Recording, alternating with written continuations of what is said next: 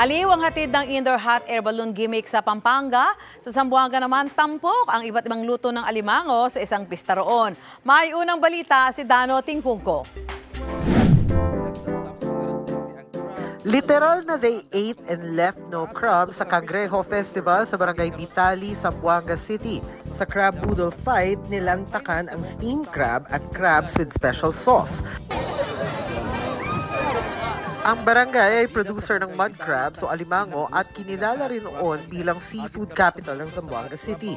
Masiglaman ang kanilang kabuhayan, malaking hamon din sa mga fish pond operator doon ng El Nino na maaaring magpababa sa produksyon ng mga alimango.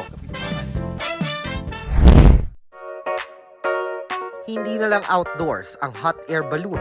Meron din kasing ibinidang ganyan sa loob ng isang mall sa Pampanga. May animal-shaped balloon at heart balloon din. Sinamahan pa ng makukulit na circus men. Naaliw naman ng mga mall goers sa mala-miniature hot air balloon fiesta.